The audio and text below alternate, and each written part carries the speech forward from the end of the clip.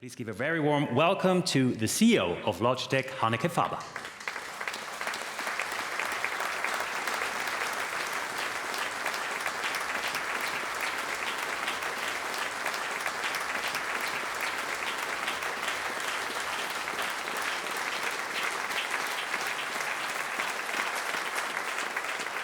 I probably didn't exaggerate. Every one of us has a Logitech product at home, right? I love it. Thank you. You really are in a market that is quite specific, and you cover a lot of that market. We will be talking about that. Absolutely. But first of all, I think we can't get the fact out of the way that we are talking about the geopolitical situation, and we just both talked behind the scene and we said, let's get it over with quite quickly at the beginning. But of course, you are in the midst of these discussions as well. Yeah. The US is a big market. Mm-hmm. How do you deal with the tariff situation? Yeah, certainly our whole industry is affected by this uncertainty. But I believe Logitech is absolutely built for this. Okay. We are advantaged. We're a super global company. Only 30% of our business is in the US. We have a very diversified supply chain footprint. We make in 6 countries, in Asia and in Mexico. We have a really strong brand, a Swiss brand, which gives us pricing power and brand loyalty. Very strong balance sheet, $1.5 billion in cash, no debt. Gives us financial flexibility. Everything sounds so positive, which brings me to an article they wrote about you recently. Hanneke Faber could actually be completely satisfied. Are you? I'm never completely satisfied. But I am proud of our team. We just delivered a really great fiscal year, 7% growth, 170 basis points of gross margin improvement. And maybe most importantly, we've strengthened our values. This is such a fantastic company. I've only been here a year and a half, so this is really all the people before me. But I was really happy to see that in the year and a half I've been here, we were, for the first time, included in Forbes' survey of the world's best employers. They rate 850 global companies. It was the first time Logitech was in. We weren't big enough before. They interview 300,000 employees, and out of the 850, we came in at number 20. 21 was Amazon, 22 was NVIDIA. Okay. So you can honestly say you beat Amazon for that. However, sorry to be the party pooper when we talk about to the positives. There are of course turbulent and challenging things as well. I was looking it up. On Independence Day alone, your share lost 6%, which means that you are in the midst of all of this. For sure. As a CEO, as a pretty new CEO as well, how do you deal with these challenges, and bringing them across to all these employees you just talked about? Yeah, absolutely. I think there's 2 things. On the one side, we have a really clear long-term strategy and clear values, and we're going to stick to those. On the other side, we had to layer on a few things in the playbook. Okay. So the first one is we're going to play offense in this scenario because I want to come out of this with bigger shares because, again, I think we're built for this. But at the same time, we have to be super cost conscious at the moment and very agile because every morning I wake up, I look at the Wall Street Journal and something has happened that requires us to do a few things maybe slightly differently. When we talk about these challenges, and you were alluding to it, you produce a lot in China, which is about 50%, no?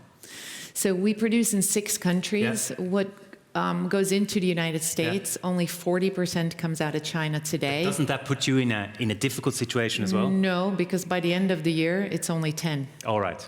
So you're already... and that's, again, thanks to my predecessors. They've built a very resilient supply chain, so we can move stuff around, and we are actively moving stuff around. Speaking of that supply chain, an incredible number. Every week you deliver 3.5 million devices. I know. That is, only possible via a very secure supply chain. How much do you deal and suffer in that regard? No. I mean, engineering and manufacturing is a very big part of what we do. And it's a big responsibility because, yes, we're in your hands. We're on your head.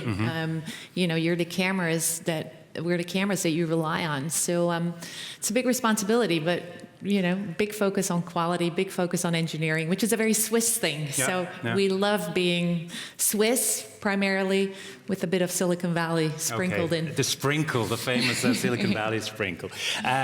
Everything in Silicon Valley is about R&D as well. Mm-hmm. If I saw it correctly, it's about 6 or 7% that you put into R&D. Is that enough for a company like yours? Shouldn't you be, It's very high for a company like ours. Yeah. So, and again, that's part of playing offense at this time. It's easy to say, okay, we have tariffs, let's slash some stuff and cut some cost. But we will be very cost conscious, but more in the back end, not in R&D, because R&D is our lifeblood, and we innovate. We put out 30 to 40 new products every year. Yeah. And we have to keep doing that because that drives the growth. Speaking of costs, you will have to probably increase prices. You talked about it as well. How price sensitive are your customers? Yeah, I think we're lucky, not lucky maybe. Our products are superior and our brand is really strong. So while every time we do increase prices, which we don't actually do very often, but when we do, you see maybe a quarter or two where there's a bit of a wobble, but it recovers pretty quickly after that. Because you said it, you're quite unique in that little or big market. Yeah. You said something quite striking to me. You want Logitech to be an iconic brand like Apple, Starbucks, and others of that like. No reason it can't be. Yeah. Yeah. You're very driven. Is that part of your character? Yeah, maybe. Yeah, no, but I grew up in brands. Most of my career has been in consumer goods, and Logitech at almost $5 billion is already a big global brand. Yeah. So whether you're in a taxi in Shanghai, in Amsterdam, or in New York, the taxi driver knows Logitech, which is quite impressive. It's known for being reliable, Swiss, good quality. Is it truly iconic, sexy yet? No, but we're going to work on that. Okay. How are you going to work on that? Well, I think one good example is our gaming business. We have simulation, the racing wheels, which is super fun. If you're not racing yet, you must race. Well, we're about to this week announce a bigger partnership with McLaren, who's been our partner for a while, and they actually use our wheels in their training facilities, so it's quite authentic. But McLaren, of course, is really hot at the moment, and a Logitech-McLaren partnership, that's one of the ways that we are in pop culture and are building the brand. Something we already got from these first 10 minutes, you seem to be very sports-driven, and you take a lot of images from sports as well. That could be because you were a very successful sportswoman, and we found a video that we have to show. Oh, no. And let me just get this correctly. You are a 10-time Dutch springboard diving champion, and you participated at the World Championship Contestant 1987. So can we just have a look at how Hanneke Faber was doing that jump? We found something from the Netherlands. Please, video. Oh my God. Eveneens in de halve finale. Goede afzet, iets lagere waardering dan dat. Incredible, no? Wow. Well, I got to tell you this. So last night, this is a gorgeous place. Last night I went for a little jog. You found a pool and you did this. So no, I did not do that. But I thought, God, there's so many things I love about Interlaken. It's so gorgeous here. The Swiss Economic Forum, obviously, is a great event. The Jungfrau. But the thing is my favorite thing about Interlaken is actually behind here, the Bödelibad. Yeah. That has the diving tower with the best view in the world. Oh, yeah? It's amazing. Yeah. Did you try it out? No, I want to. I didn't have time. Yeah. So I'm coming back. One thing that is, of course, you can't help but draw parallels and try to figure out how did that lead to the career you had and to the position you have now. It takes a lot of courage to do this. Did this help you with your career as well? Yeah, I think sports in any way, we saw Franjo van Almen yesterday. Yeah. It's a great preparation for anything, but certainly diving when you're up at 10 meters. Sometimes people ask me, aren't you scared to do a big presentation or to speak with Urs? Yeah. I'm like, I'm like a 10-meter tower, right?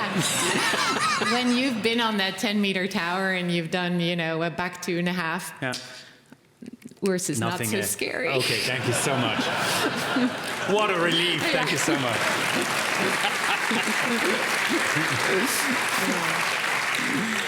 Speaking of scary, you've been a CEO for 1 year, plus minus, and Logitech has gone through some turbulent times. We've seen the stories, we've read the stories. The founder, Daniel Borel, was in an open fight with the chairwoman of the company.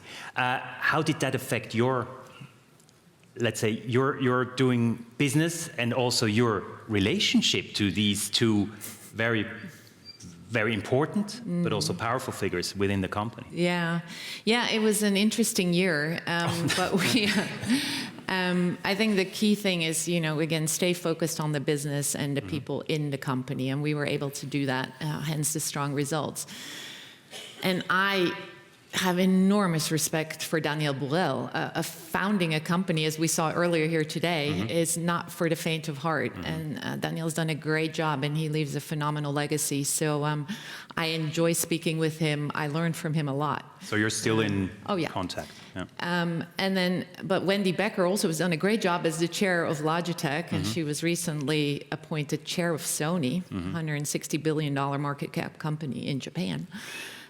So I respect both of them, and Wendy will now move on to Sony and retire formally in September. So things are calmer, which is great. Okay. Did you find yourself between a rock and a hard place or whatever? Because it's it was a very openly discussed thing, which wasn't probably very very nice for everyone involved. Did you take a step back and did you have to say, okay, this is Wendy Becker's and Daniel Borel's thing, or? Yeah, I mean, in the end, my job is to focus on the business and the company and the everyday. So again, I think we were fortunate that that's what I did, and we focused on selling more mice. Okay. Which reminds me, you're the first SMI company led by two women, as a CEO and as a chairwoman, which led me to a brilliant title of that interview of Mice and Women. Oh, there you go. Which brings me to the question, are there some disappointing sounds as well? Is that important to you, that aspect? I don't think it's so important to be the first. What's really important is not to be the last. Very good.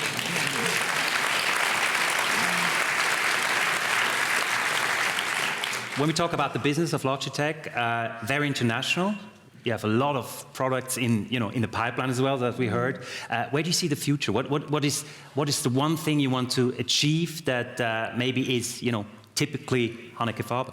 Yeah, well, innovation is our lifeblood, and we have a fabulous engineering and R&D organization, including here in Lausanne at EPFL, which is there's so much talent there. So I hope and I trust in an age of AI that we are going to deliver some really killer, superior innovation that I cannot tell you about now, but there's really cool stuff coming. So, having said that, do you see AI mainly as an opportunity? Tailwind. Yeah. Total tailwind for us. We have a question from the audience, speaking about products as well. With creators and hybrid workers evolving fast, how is Logitech rethinking hardware for an increasingly software-defined world, which goes exactly into that topic? Right? Absolutely. Well, you saw OpenAI's acquisition 10 days ago of Jony Ive's hardware design agency, $6.5 billion for a design agency with no product. I think that says hardware is sexy again. And again, we're working on some really cool stuff, and we have some stuff out there already where the hardware is a home for AI and software and humanizes it. So we're pretty excited about that. How do you see the shift in? I mean, you were very big during the pandemic because a lot of people were home. A lot of people were doing these remote conferences. Now that people are being asked to come back to the offices again, do you see a dip already? No. So right after COVID, the company obviously came down from its highs. But We're growing very robustly again now. And in fact, the kind of changes in ways of working are another tailwind for us. Most people in the world now work mostly from the office, partly from home, and a little bit from cafes, airports, the road. That means if I just used a mouse, you don't need one mouse, you need 3 mice. And, you know, I have like 3 backpacks with mice in all of them. Yeah. So we are really seeing people need more of our stuff rather than less in these new ways of working. And then there's many companies, B2B is a big priority for us. There's many companies who are rethinking their offices. They downsized after COVID and now they're feeling, ooh, maybe we do need to come back up. And every time a company changes its office, that's an opportunity for us. And do you think hybrid will be the future? For most companies, not all, but a hybrid, but more like 3-4 days in the office and 1 or 2 at home is probably the future for most. Final question. You're Dutch. You've worked in a lot of countries, but you've also worked in Switzerland before. Yeah. So you know our country, but you have that, you know, that privilege of looking at it from maybe from an outsider's view as well. Is there anything you want to give us along for, you know, how do you see the Swiss economy evolving, and what insight could you give us about it? Yeah, I think you guys should be enormously proud of Switzerland. You know, the FT had a great article a few days ago on the Swiss currency and on the Switzerland as a manufacturing country, which many people don't think about. At Logitech, we love the combination of our Swissness, precision, accuracy, reliability, long-term view. All of those things are so great here. And then again, we sprinkle in a bit of Silicon Valley, and that makes the magic. Fantastic. That's the magic we want to take along. Yeah. Thank you so much for those insights, and I'll see you on that 10-meter. I love it. Okay, thank you so much. Hanneke Faber.